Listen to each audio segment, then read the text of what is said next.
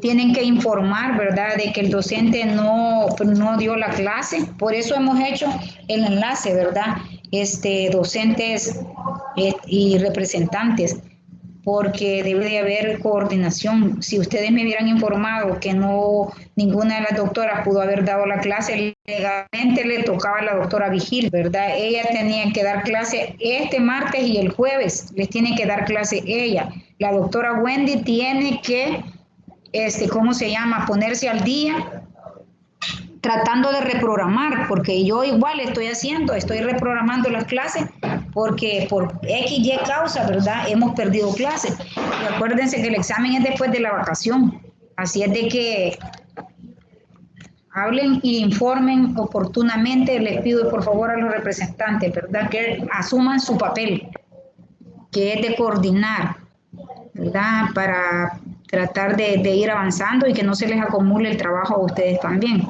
Bueno, vamos a empezar, ¿verdad?, con la clase del día de hoy, y es sobre lo que son los antiepilépticos. Antes, fíjense bien, se le llamaban convulsiones.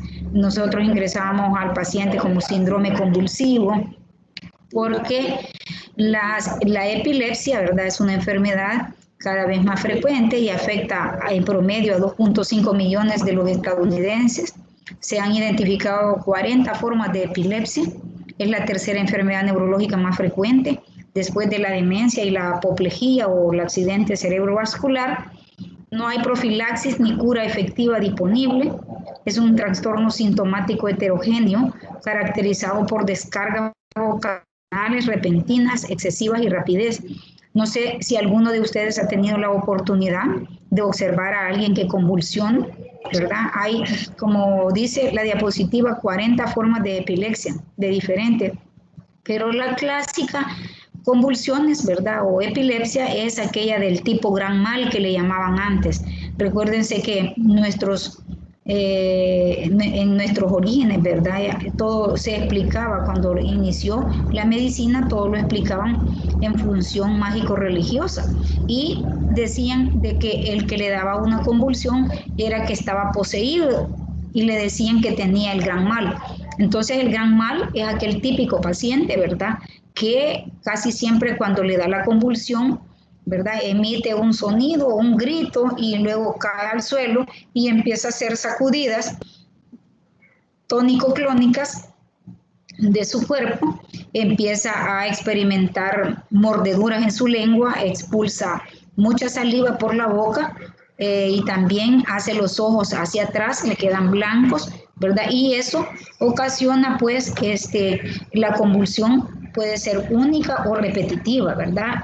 Hay una gran actividad de las neuronas de nuestro cerebro que ocasionan lo que son las convulsiones. Las causas de las convulsiones pueden ser causas infecciosas, causas metabólicas como desequilibrios hidroelectrolíticos, ¿verdad?, cuando hay un descenso exagerado del sodio, que es el que transmite los estímulos nerviosos de una neurona a otra neurona, o cuando hay exceso de sodio, puede el paciente convulsionar. Causas isquémicas, como por ejemplo una neumonía o una asfixia, puede ser que también el paciente pueda presentar convulsiones. También clásicamente los tumores que son masas, ¿verdad?, que comprimen las estructuras cerebrales, pueden ocasionar también convulsiones. Y también, ¿verdad?, algunas causas idiopáticas se le llama cuando no se le encuentra causa a las convulsiones, o también pueden ser algunas lesiones encefálicas y ocasionadas también por la herencia. Y así nosotros podemos tener una clasificación de las convulsiones o la epilepsia, ¿verdad?, en focal consciente, focales que a veces el paciente presenta movimientos de una parte de la mano, por ejemplo, ¿verdad?, pero no pierde la conciencia. Focal con pérdida de la conciencia. Inicia focal, es decir, la convulsión inicia a convulsionar una parte del cuerpo, pero posteriormente pierde la conciencia. Focal bilateral, tónico-clónica, cuando hay movimientos, ¿verdad?, tónico, o sea, tónico-clónico quiere decir que hay contracción y relajación de los músculos y eso genera movimiento. Tenemos también lo que son las convulsiones generalizadas, la ausencia generalizada, que es típica en los niños, ¿verdad? Las mioclonias generalizadas, que son movimientos que generalmente el paciente no necesariamente tiene que haber perdido la conciencia, pero sí presenta como especie de movimientos anormales. Y tenemos la clásica, ¿verdad? El tipo gran mal, que es la epilepsia tónico-clónico generalizada. Para cada una de estas convulsiones existen tratamientos. En el caso de las focales conscientes, pues tenemos la carbamazepina, la fenitoína, que sirve casi para todo tipo de convulsiones, y el ácido valproico. En el caso de las focales con pérdida de la conciencia y focal bilateral tónico-clónica, se puede utilizar también la carbamazepina, la fenitoína, el fenobarbital, la primidona y el ácido valproico. También podemos tener, ¿verdad? En las convulsiones generalizadas, en las ausencias típicas, ¿verdad? Que se da en niños, el de elección es la etosuximida, el valproato sódico y el clonazepam. Y una alternativa es la lamotrigina. En las mioclónicas generalizadas podemos tener nosotros utilizar el ácido valproico, el clonazepam, y la levetiracetam puede ser una alternativa muy útil. Y en las generalizadas tónico-clónicas, ¿verdad? Tenemos que los de primer escoge son la carbamazepina, el fenobarbital, la fenitoína, la primidona y el ácido valproico, y las alternativas que podemos utilizar en las convulsiones tónico-clónicas, la lamotrigina, el levetiracetam y el topiramato. Cada una de estas las vamos a ir repasando poco a poco. Entonces, ¿cuáles son los mecanismos generales de los antiepilépticos? Recordando que siempre ustedes como estudiantes deben de diferenciar qué es un mecanismo de acción de un efecto. Entonces, el mecanismo de acción entonces que hacen la mayoría de antiepilépticos es el bloqueo de los canales de sodio, potasio y calcio. Esto puede incluir una prolongación del estado inactivado de los canales de sodio regulados por voltaje, una modulación positiva de los canales de potasio y una inhibición de los canales de calcio. También algunos antiepilépticos mejora de la neurotransmisión del GABA a través de acciones sobre receptores GABA-A, la modulación del metabolismo del GABA y la inhibición de la recaptación del GABA en la terminal sináptica. Otros modulan la liberación sináptica a través de acciones sobre las proteínas vesicular sináptica SB2A en los canales de calcio que contienen la subunidad 2-alfa-epsilon. Y algunos otros antiepilépticos van a provocar disminución de la excitación sináptica mediada por receptores inotrópicos como el glutamato, ¿verdad? Por ejemplo, receptores AMPA. Entonces, el mecanismo de acción de los antiepilépticos, vea aquí, depende de cuál antiepiléptico estemos utilizando. Por ejemplo, aquí en el primer dibujo tenemos un canal de sodio abierto, ¿verdad? Y generalmente, ¿qué es lo que hacen? La carbamazepina, la fenitoína, el topiramato, ¿verdad? Van a bloquear la entrada de ion sodio al interior de la célula, van a inhibirlo y de esta forma van a actuar. El canal de sodio inactivo, ¿verdad? Quienes lo van a prácticamente están provocando aquí una interferencia para que el canal de sodio, el sodio entre hacia el interior del citoplasma. La cosamida, la lamotrigina, el valproato y la sosisamida. En el caso de los canales de calcio, vemos un canal de calcio abierto que permite fácilmente la entrada del calcio, y aquí tenemos un canal de calcio cerrado. ¿Cuáles son los que van a cerrar o a bloquear los canales de calcio? Tenemos el ácido valproico y la etosuximida. Aquí tenemos también mecanismos de los antiepilépticos tipo la benzodiazepina, que lo que hacen básicamente, ¿verdad? Tenemos un canal aquí en el cual, ¿verdad?, va a tener sus receptores. Entonces las benzodiazepinas actúan en el sitio de enlace, ¿verdad?, de lo que es el GABA, el neurotransmisor GABAérgico, y de esa forma van a estimular, ¿verdad?, o van a hacer que se cierren estos canales, ¿verdad?, y que provoquen también un efecto de bloqueo de lo que es la convulsión.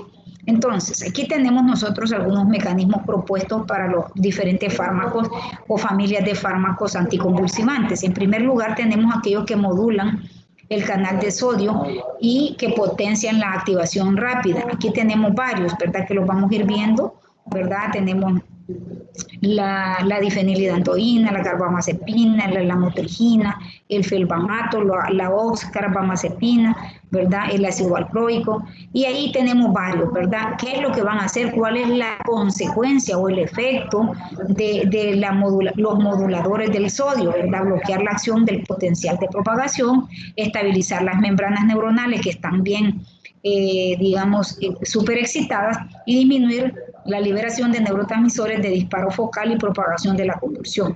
Aquellos que van a provocar una potenciación en la inactividad de los canales lentos. Tenemos, ¿verdad?, fármacos como la lincomicina. Esta, fíjense bien, aumenta la adaptación de los picos de frecuencia, perdón, y va a provocar, ¿verdad?, también una disminución del potencial o las ráfagas de disparo focal de la propagación de la convulsión. Y así vamos a ir mencionando cada uno de ellos. Aquí es un consolidado de los mecanismos de acción, pero los vamos a ir viendo así despacio uno por uno. Entonces, la farmacología básica de los anticonvulsivantes es que desde 1990, ¿verdad?, se conocían aproximadamente 10 fármacos anticonvulsivos. 13 de ellos se clasificaban en 5 grupos que tienen un común en un anillo heterocíclico con una variedad sustituyente. Dentro de ellos tenemos los más activos, son los barbitúricos, luego le seguían las fenitoínas, luego las oxazolidionas y tenemos las succinamidas y la acetilcurea. Entonces aquí tenemos la estructura que tenían heterocíclica de los anticonvulsivos. La X varía como sigue, derivado de la hidantoína, ¿verdad? La N, los barbitúricos, la CN, la oxazolidinedionas, y tenemos la O, las succinamidas, ¿verdad? Y la R1, R2 y R3 varían dentro de cada uno de los grupos que vamos a ir estudiando a medida vayamos viendo. Entonces, tenemos fármacos utilizados en las convulsiones parciales y las tónico-clónicas generalizadas. Dentro de ellos vamos a mencionar la fenitoína y sus congéneres, la carbamazepina, el ácido valproico y los barbitúricos. Tenemos medicamentos de uso más reciente. De uso más reciente podemos mencionar la carbazepina, la lamotrigina, el levetiracetam, la gabapentina, la oxcarbazepina, la pregabalina, el topiramato, la vivagartrina, la lacosamida y la zosizamida, ¿verdad? Son anticonvulsivantes, incluso algunos que ni tenemos nosotros aquí, ¿verdad? Todos estos sí los tenemos, todos estos. El topiramato también, pero ya estos 3 que son últimos ya no tenemos en nuestro mercado nosotros. Vamos a empezar con el más viejito, el más bueno, bonito y barato, la fenitoína, que ustedes ya más o menos supieron un poco de fenitoína en la clase de farmacogenética. La fenitoína es el fármaco anticonvulsivo no sedante más antiguo.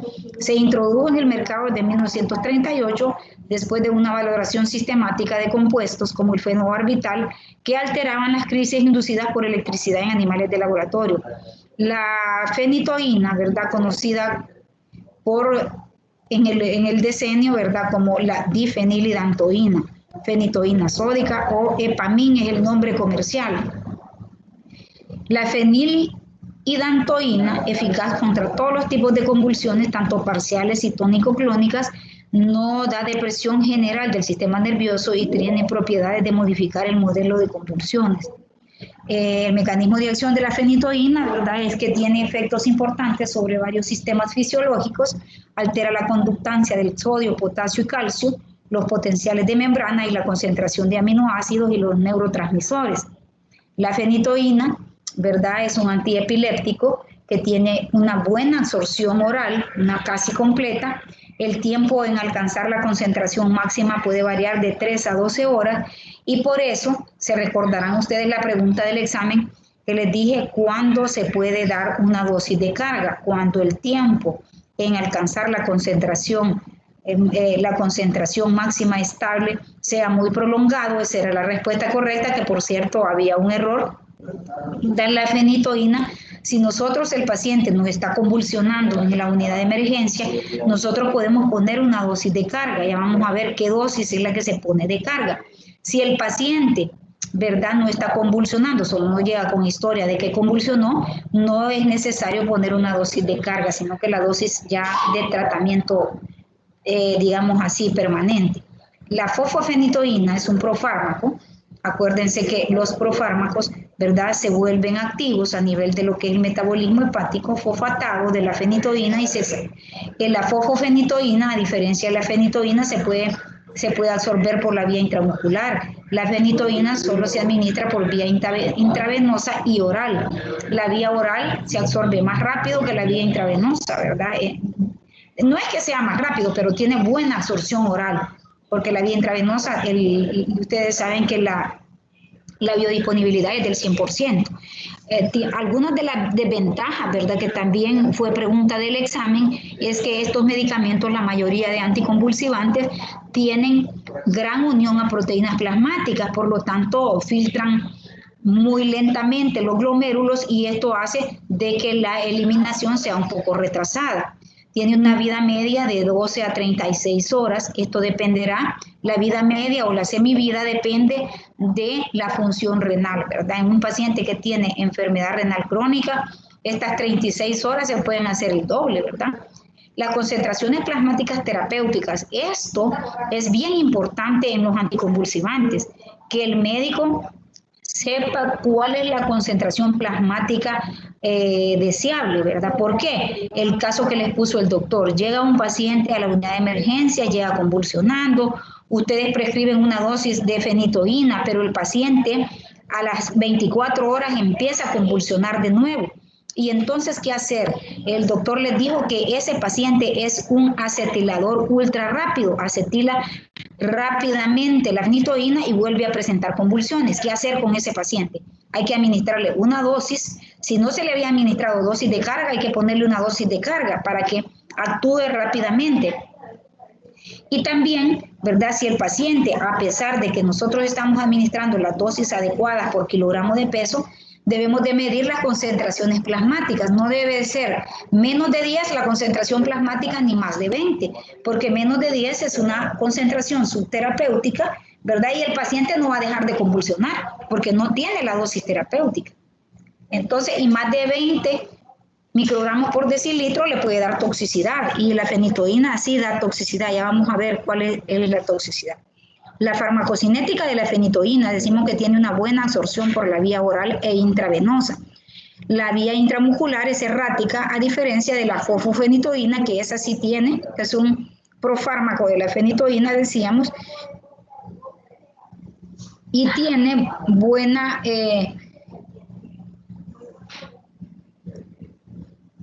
absorción por la vía intramuscular.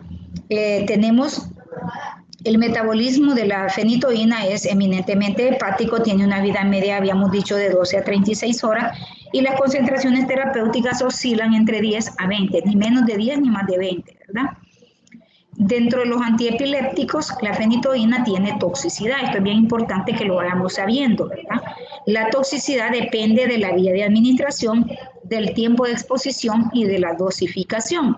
Entonces, si nosotros dosificamos la fenitoína a dosis por kilo de peso como se debe, el paciente muy probablemente no va a tener mayores problemas, pero si el paciente tiene enfermedad renal o tal vez se le ha puesto una dosis mayor, pues obviamente va a presentar toxicidad de la fenitoína. ¿Cuál es la aguda? Fíjense, una intoxicación aguda de fenitoína puede dar arritmias en el paciente.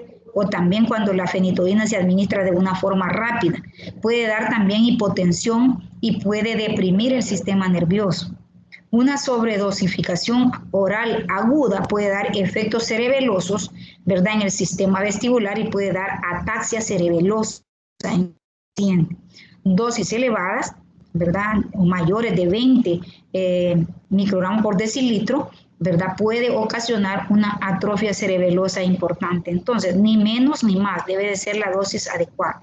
La fenitoína, ¿verdad?, da síntomas gastrointestinales ocasionalmente, pero es bien tolerada, ¿verdad? Puede dar un efecto que es importante que ustedes lo sepan, ¿verdad? Cuando observen pacientes con hiperplasia gingival. las encías bien crecidas, ¿verdad? O rojizas. Entonces estos pacientes generalmente son pacientes convulsivos. Puede dar como efecto crónico osteomalacia o reblandecimiento de los huesos, anemia megaloblástica. Yo, por ejemplo, a mis pacientes que tienen uso de fenitoína en forma crónica, yo les suplemento con ácido fólico para evitar que hagan una megaloblastosis.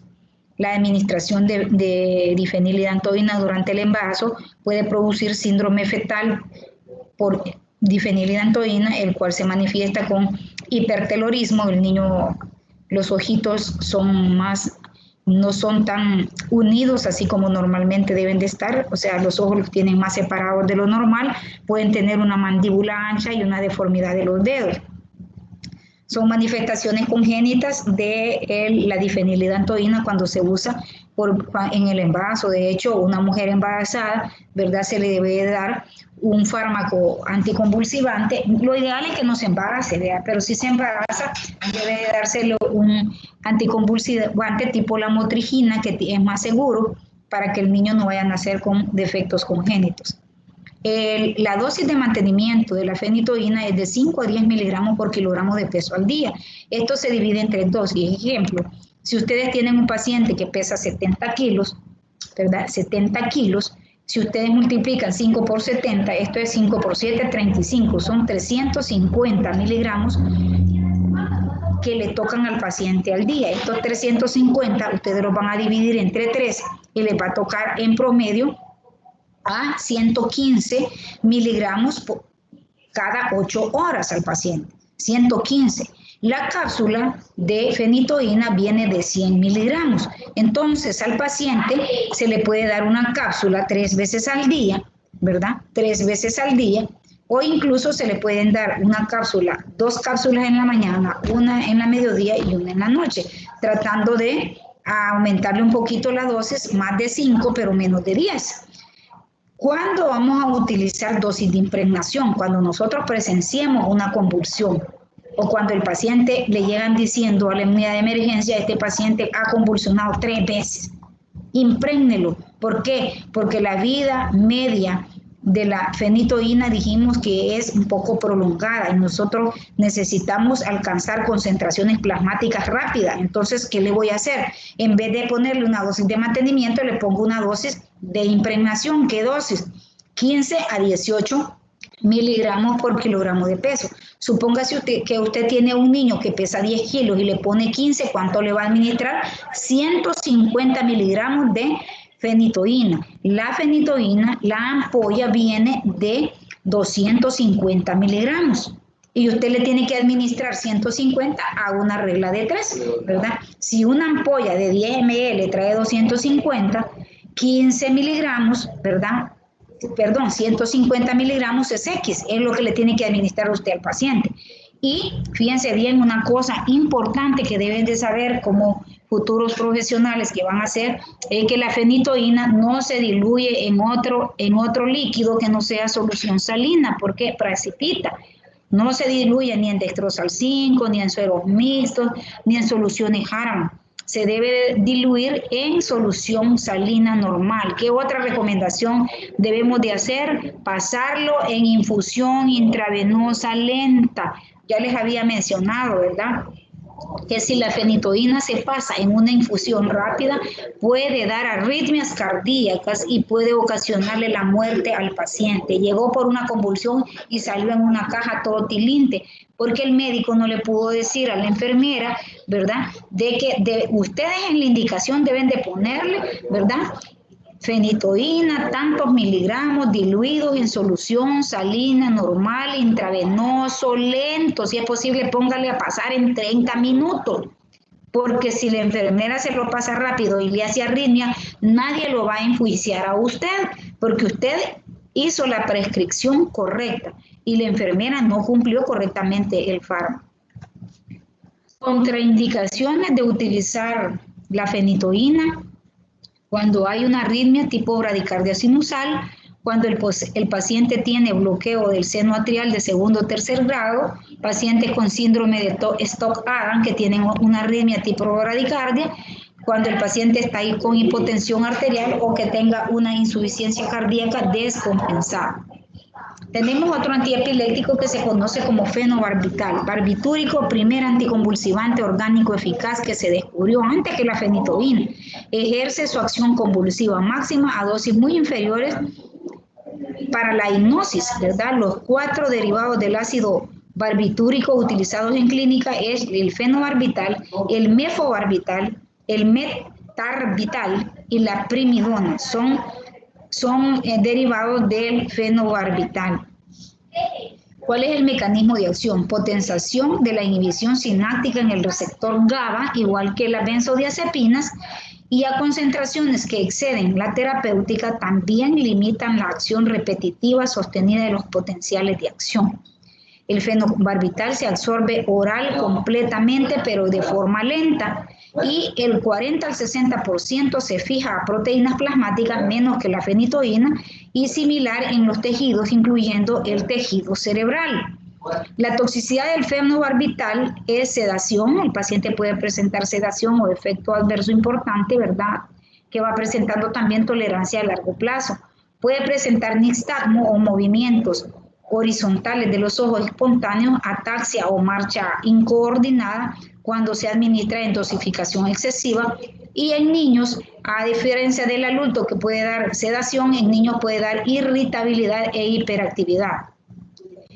El fenobarbital, fíjense bien, el 2% puede presentar exantema escarlatiforme, dermatitis exfoliativa. En neonatos, ¿verdad? Puede dar también ingesta de materno. La ingesta materna puede dar también hipoprotrombinemia, es decir, baja o prolonga, ¿verdad?, lo que es el tiempo de protrombina, puede dar una anemia megaloblástica y puede dar también una osteomalacia o reblandecimiento de los huesos. Dentro de las interacciones farmacológicas del fenobarbital va a incrementar en un 40% al administrarse con ácido valproico. O sea, si se da, muchas veces utilizamos no un anticonvulsivante, sino que 2 o 3. Entonces, al unir fenobarbital con ácido valproico, este puede incrementar, ¿verdad?, la acción del ácido valproico hasta en un 40%. Dentro de las contraindicaciones de utilizar fenobarbital está, ¿verdad?, en una porfiria aguda intermitente y también en la hipersensibilidad al fenobarbital. Las concentraciones plasmáticas adecuadas del fenobarbital, ¿verdad?, deben de ser de 10 microgramos por ml a dosis de 1 miligramo por kilogramo del día. Si nosotros prescribimos 1 miligramo por kilogramo de peso, es decir, si el paciente pesa 60 kilos, yo le debo de dar 60 miligramos por kilogramo de peso a ese paciente. Entonces, no debe de exceder las concentraciones plasmáticas de los 10 microgramos por miligramo, por ml. Suele recomendarse concentraciones terapéuticas entre 10 a 40 microgramos. La dosis, ¿verdad?, del fenobarbital puede ser de 3 a 5 miligramos por kilogramo de peso al día, preferiblemente en una sola dosis. Decirles que el fenobarbital es lo que más utilizan en las mujeres embarazadas que hacen preeclampsia y convulsionan, ¿verdad? Se le administra una dosis de 5 miligramos, de preferencia una vez por la noche. También en crisis febriles en niños, en estatus epilépticos, también puede ser utilizado, ¿verdad?, de 15 a 20 miligramos por kilogramo de peso intravenoso, y luego se repite en 10 minutos si no cede la crisis hasta completar una dosis máxima de 800 miligramos. Dentro de las aplicaciones terapéuticas, ¿verdad?, del fenobarbital tenemos las convulsiones tónico-clónicos generalizadas o parciales, sus efectos sedantes y tendencia a los trastornos, ¿verdad?, puede dar, ¿verdad?, tendencia a trastornos de conducta. Eso ha disminuido muchas veces la aplicación primaria del fenobarbital.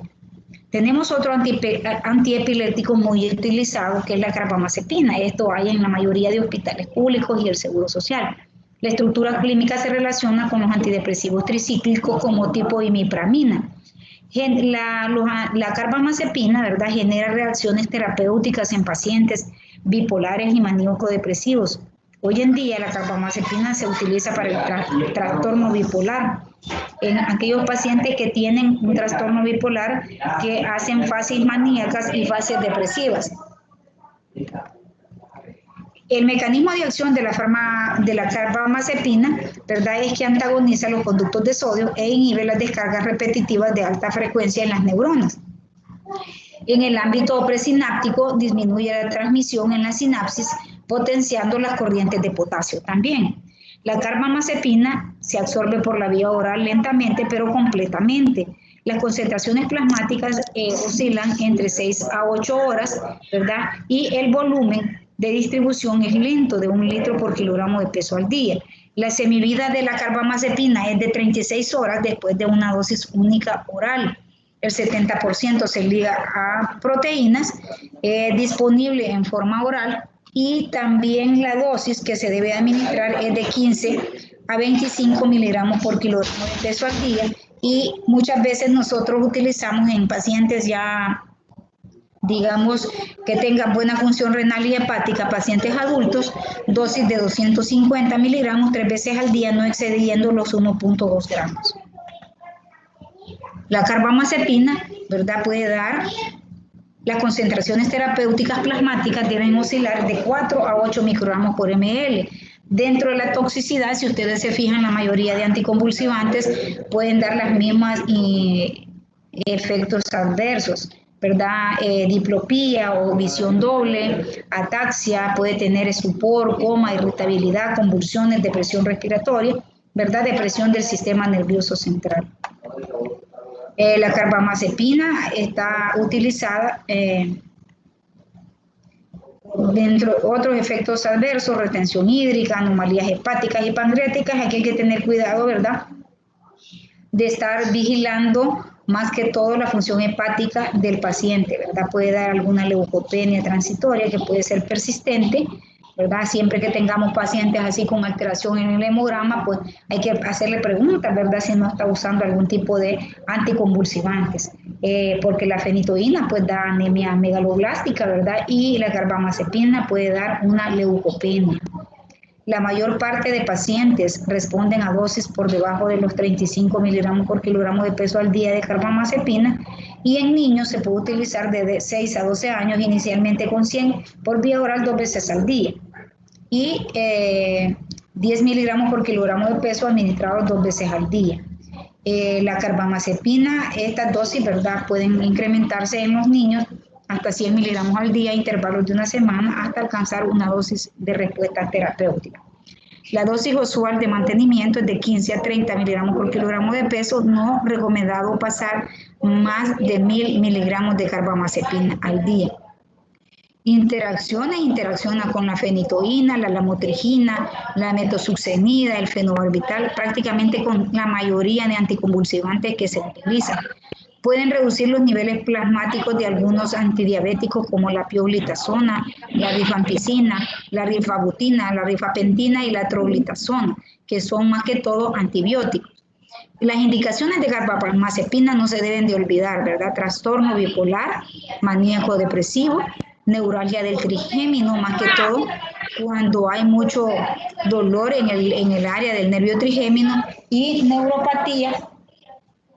neuropatía diabética en aquellos pacientes que tienen mucho dolor en ambas piernas o en las manos. Tenemos la etosuximida. Esta se descubrió allá por 1960, es una de las más activas de las succinimidas. La indicación precisa es crisis de ausencia en niños. La crisis de ausencia, el diagnóstico lo hace la maestra, ¿verdad? A veces el niño está sentadito en el aula y de repente se desconecta del aula y el niño queda con una crisis de ausencia. Entonces, tratamiento ideal para las crisis de ausencia, la etosuximida. Esta reduce las corrientes de calcio de bajo umbral, ¿verdad?, corrientes T en las neuronas talámicas, y de esa forma actúa la etosuximida. Las neuronas del tálamo cumplen la función importante en generación ritmos de espiga que generan las crisis de ausencia. Una función importante en la actividad talámica oscilatoria, actividad de las espigas y las ondas de 3 Hz, que son las que están siendo bloqueadas. La etosuximida tiene una absorción completa por la vía oral, no se une mucho a proteínas plasmáticas. A largo plazo pueden aparecer concentraciones en líquidos cefalorraquídeos semejantes a las plasmáticas, tiene una semivida de 40 a 50 horas en adultos y en los niños esa vida media, ¿verdad?, disminuye a 30 horas. Dentro de los efectos adversos de la etosuximida, ¿verdad?, pueden presentar molestias gastrointestinales, abdominales, dolores de cabeza, somnolencia o también síndromes parkinsonianos. No se reportan interacciones medicamentosas. La dosis inicial de etosuximida puede ser de 250 miligramos en niños de 3 a 6 años. Dosis de sostén se pueden dar hasta 20 miligramos por kilogramo de peso al día, no excediendo los 1500 en adultos o 750 a 1000 miligramos en niños. Tenemos el ácido valproico o valproato sódico. Inhibe la activación repetitiva y sostenida de recuperación prolongada de los canales lentos de sodio, pequeñas reducciones de las corrientes de calcio de umbral T bajo, de valor clínico, e inhiben también la activación repetitiva sostenida inducida por la despolarización. El ácido valproico tiene el poder de inhibir convulsiones en diversos modelos. El mecanismo de acción, pues ya decíamos nosotros que incrementa la cantidad del GABA, el ácido valproico inhibe la transaminasa y la semialdehído succinil deshidrogenasa, bloquea también la entrada de los canales iónicos de sodio, ¿verdad? Tiene una farmacocinética muy buena, vía oral muy rápidamente se absorbe y tiene buena biodisponibilidad de un 80%, una semivida de 9 a 18 horas, se puede prescribir una o dos veces al día, tiempo preciso para que aparezca la acción de 1 a 2 semanas. Una unión a proteínas igual que la fenitoína del 90% y esta es metabolizada extensamente por las enzimas microsomales hepáticas, ¿verdad? La dosis del ácido valproico es de 25 a 30 miligramos por kilogramo de peso. Concentraciones terapéuticas van a oscilar de 50 a 100, ¿verdad? Estas las debemos de medir nosotros cuando el paciente llega a nuestras clínicas, ¿verdad? En los hospitales idealmente debería de medirse, pero no se hace, ¿verdad? No hay reactivos, son caros y bueno, no se hace. A veces lo que hacemos es que a pura clínica nos basamos, el paciente ya llega con efectos adversos, que me arde el estómago, que no me da hambre, que tengo vómito, que me mareo, que me caigo, ¿verdad? Nosotros sospechamos que puede haber una toxicidad por ácido valproico y entonces nosotros venimos y disminuimos la dosis.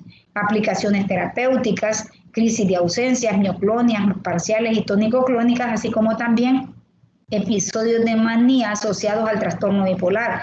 Entonces ya tenemos dos que pueden ser utilizados, ¿verdad?, en el trastorno bipolar. El ácido valproico y también la carbamazepina. Tenemos la gabapentina. Fíjense que la gabapentina es un aminoácido análogo de la GABA, eficaz contra las crisis parciales, pero también, ¿verdad?, tanto la gabapentina como la pregabalina, ambos son análogos del GABA, se utilizan también para trastornos como la neuropatía en pacientes diabéticos. Tiene muy buena penetración, ¿verdad?, y tiene muy buena acción. Y además de eso, ¿verdad?, ayudan también a modular el sueño en los pacientes, que a veces no duermen por el dolor que hay en las piernas, los pacientes diabéticos, y se les puede prescribir no solo como anticonvulsivante, sino que también para tratar la neuropatía en los pacientes diabéticos. Usos clínicos, aquí ya está, ya como coadyuvante contra crisis parciales y tónico-clónicas generalizadas, o sea, no es de primera elección, pero sí podemos utilizar, digamos, fenitoína y gabapentina en el dolor neuropático, ¿verdad?, o neuralgia posherpética también, cuando nota herpes en alguna área del cuerpo, neuralgia periférica y algunos efectos adversos de la gabapentina, mareos, ataxia, cefalea y temblor. Algunos pacientes la suspenden por los efectos adversos. La lamotrigina es la feniltriacidina, inicialmente como medicamento antifolato de ciertos anticonvulsivos. FDA la aprueba en 1994 como anticonvulsivante, indicado por inhibe la acción repetitiva y sostenida de canales de sodio en la activación, y les decía yo que la lamotrigina es una de las que se prefieren usar cuando la mujer esté embarazada porque es más segura para el feto. Tiene una absorción total por la vía gastrointestinal, plasmática de 24 horas, una metabolización por glucuronización, dosis de 100 a 300 miligramos divididas en 2 tomas, una toxicidad que puede tener somnolencia, ataxia, visión borrosa, diplopía, ¿verdad?, el síndrome de Steven-Johnson en casos raros, ¿verdad? Que es una epidermolisis de la piel, es una reacción severa que puede dar este medicamento. No es muy común, pero sí puede presentar en los pacientes no solamente la lamotrigina, sino que la mayoría de anticonvulsivantes, la fenitoína, la carbamazepina, el ácido valproico, pueden desarrollar un síndrome de Stevens-Johnson. El levetiracetam es uno de los antiepilépticos más recientes, análogo piracetámico ineficaz contra crisis inducidas por electroshock. Se desconoce el mecanismo exacto de acción del levetiracetam, pero dentro de sus aplicaciones terapéuticas tenemos las crisis convulsivas parciales resistentes a otros tratamientos, ¿verdad? El levetiracetam se une selectivamente a las proteínas vesiculares sinápticas, ¿verdad? El mecanismo de acción es desconocido, pero se ha visto, ¿verdad?, que este se puede unir a las proteínas vesiculares sinápticas SB2A. La función de estas proteínas no se comprende que el levetiracetam modifique la liberación sináptica del glutamato del GABA a través de la acción sobre la función de las vesículas, ¿verdad? Además, el levetiracetam va a inhibir los conductos de calcio de tipo N e inhibe la liberación de calcio en las reservas intracelulares, lo cual va a parar básicamente los movimientos contráctiles del músculo, ¿verdad? Tiene una absorción completa por la vía oral, una semivida de 6 a 8 horas, se liga a proteínas plasmáticas en menos del 10%, esto es bien importante, ¿verdad? El levetiracetam casi no tiene unión, por lo tanto se elimina más rápido del cuerpo, 66% se excreta por la orina, es lo que estamos viendo, ¿verdad? No induce las isoformas del CIP, ni enzimas de glucuronización, ¿verdad? La dosis oscila entre 500 a 1000 miligramos una o dos veces al día, ¿verdad? 500 a 1000 miligramos, ¿verdad? Hasta se pueden utilizar en la dosis máxima 3000 miligramos o 3 gramos al día. El topiramato antagoniza las descargas repetitivas de las neuronas de la médula espinal en el cultivo, e igual que la fenitoína y la carbamazepina, su mecanismo de acción induce el bloqueo de los canales de sodio con brecha de voltaje, también actúa sobre los conductos de calcio controlados por alto voltaje tipo L. El topiramato también parece potenciar, ¿verdad?, el efecto inhibidor del GABA, actuar en el lugar diferentes sitios de las benzodiazepinas y los barbitúricos. Dentro del topiramato, ¿verdad?, tiene aplicaciones terapéuticas, la epilepsia parcial, generalizada, parciales rebeldes a tratamiento, convulsiones tónico-clónico generalizadas, el síndrome de Lennox-Gastaut, ¿verdad? Esto son todas las indicaciones de utilizar topiramato. Decirles que el topiramato hoy en día se está utilizando junto con otro medicamento para los pacientes que tienen obesidad mórbida, ¿verdad? Ya que el topiramato tiene un efecto benéfico para reducir el peso y es que bloquea el hambre a nivel central. Ese es uno de los efectos favorables. Por ejemplo, a un paciente epiléptico gordito que padece del gran mal, tónico-clónico generalizada, podríamos darle topiramato, ¿verdad?, con un doble efecto. Le ayuda a la epilepsia y le ayuda también un poco a bajar de peso porque le inhibe el apetito.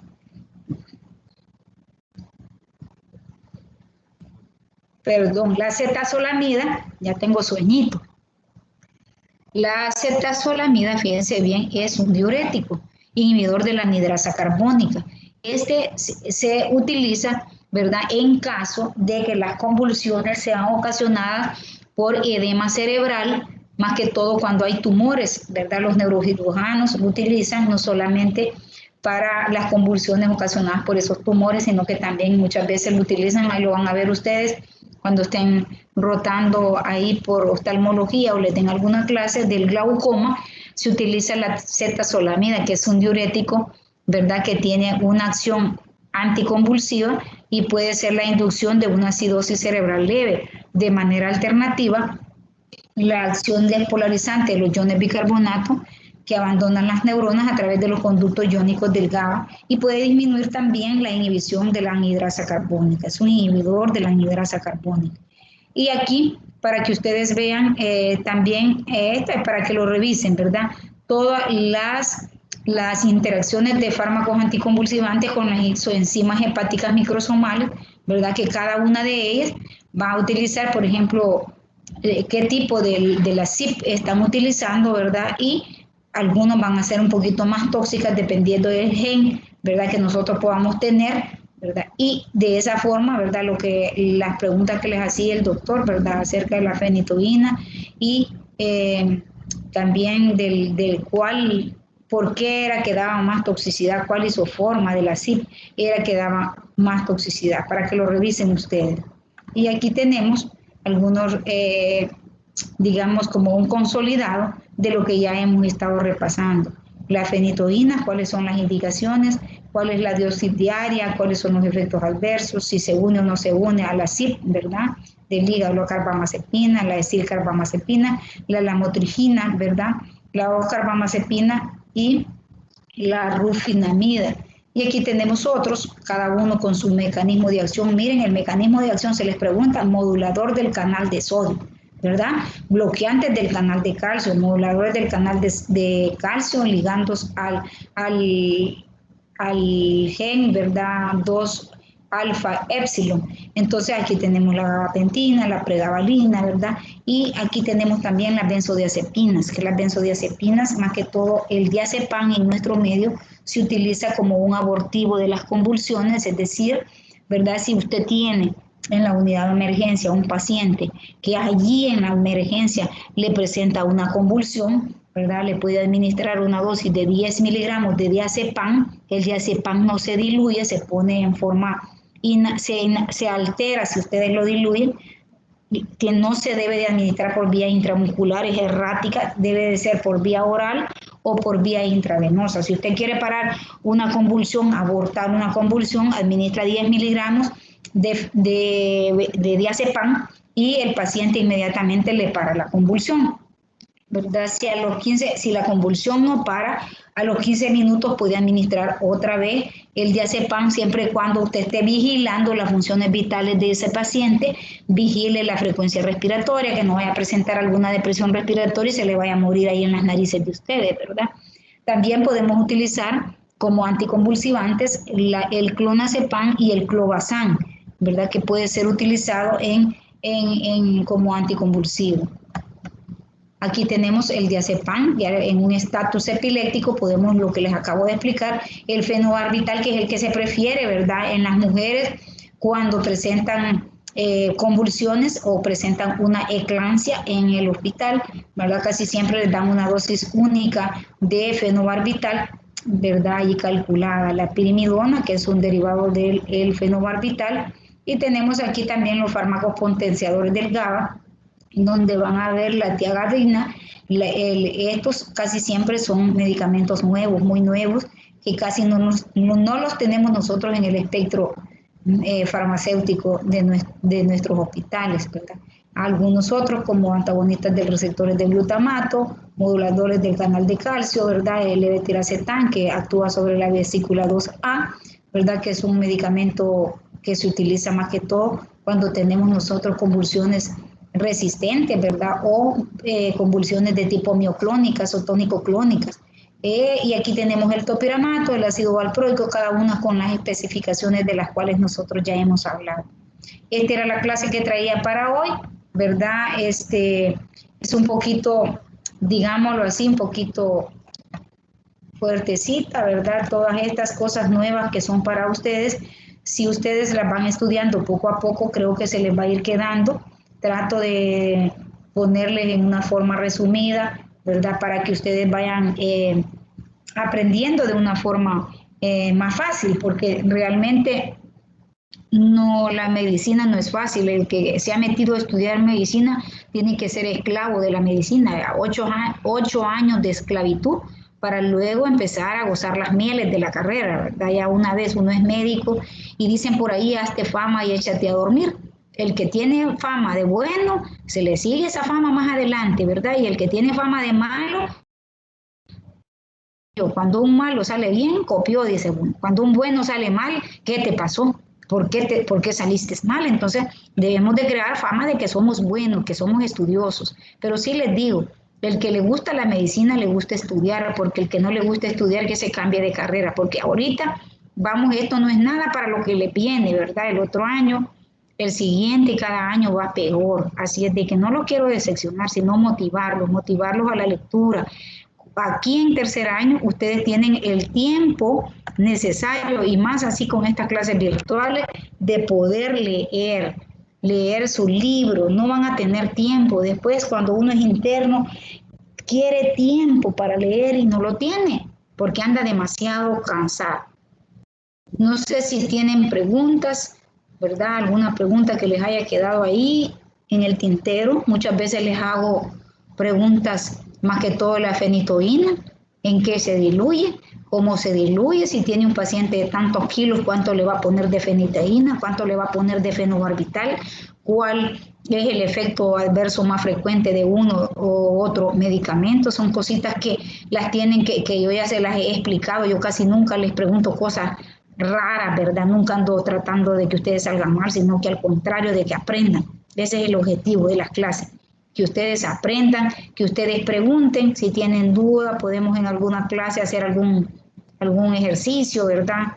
Sobre la dosis de impregnación, dosis de carga, porque eso es lo que al final ustedes van a ir a hacer al hospital, ¿verdad? Muchas veces allá el neurocirujano que es casi internista, ustedes van a tener, ojalá que les dé clase todavía, ustedes puedan lograr al doctor Chávez Machuca. Él es un neurocirujano muy bueno, sabe mucho de medicina interna, y la vez pasada los internos les preguntaba ¿en qué suero se diluye la fenitoína? ¿Cuál es la dosis de impregnación? ¿Por qué no se debe usar en forma rápida? Y los internos nadie sabía nada. Bueno, ¿y este señor por qué nos está preguntando de eso? Si la neurocirugía, claro, la neurocirugía incluye el manejo del trauma cráneoencefálico. Y dentro del trauma cráneoencefálico está el tratamiento anticonvulsivante. El cerebro cuando se dematiza por un trauma empieza a convulsionar y como neurocirujano tiene que saber todos esos fármacos. Y los internos bien molestos porque les estaba preguntando cosas de farmacología y este señor ¿por qué nos pregunta y no nos pregunta de otra cosa? Entonces el médico debe ser integral, debe saber de todo un poco, ¿verdad? Y más si se especializa debe saber también de su especialidad. ¿Preguntas?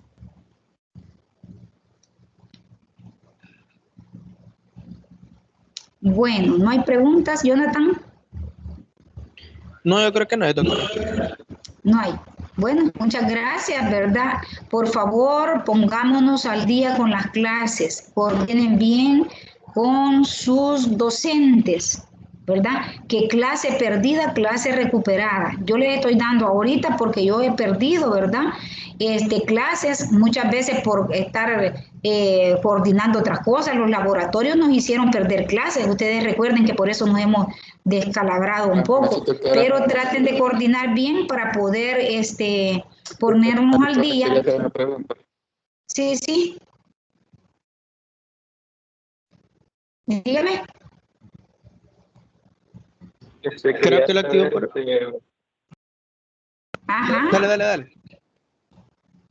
Para que me quede así más en la memoria, ¿cuál fue el medicamento anticonvulsivo que dijo que es de elección para las mujeres embarazadas?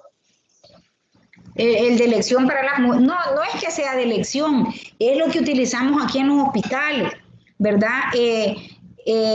Depende, ¿verdad?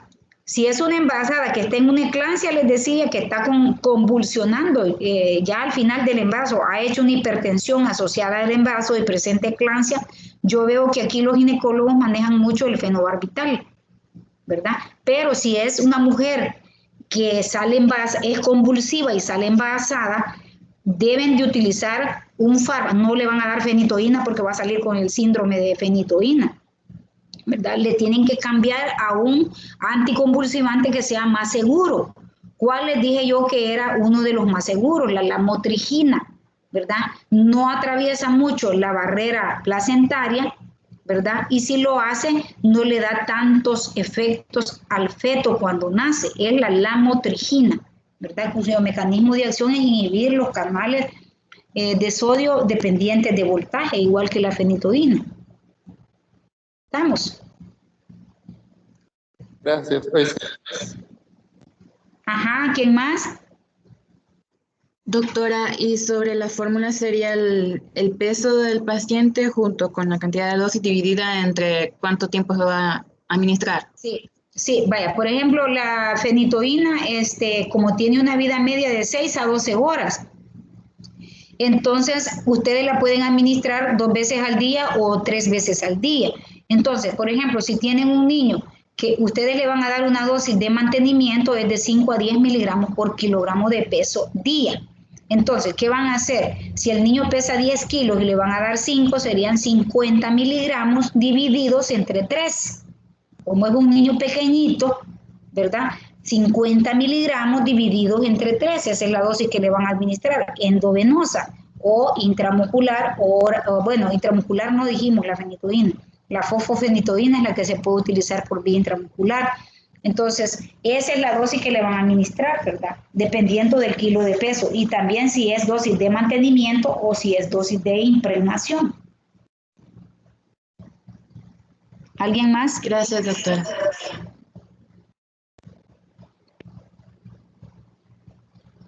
Bueno, si no hay más preguntas, entonces les agradezco la oportunidad. El jueves les voy a dar otra clase, ¿verdad? Porque yo sí responsablemente voy a ponerme al día con mis clases, porque estas 2 clases que les voy a dar esta semana tuvimos que haberlas recibido en los días que estuvimos de los laboratorios, ¿verdad? Así es que sí vamos a dar clases el jueves.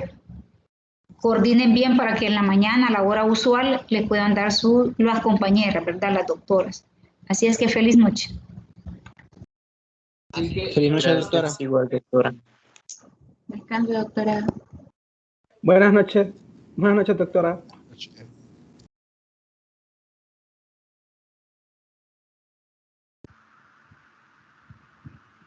Se marchó y su barco. Hasta la próxima.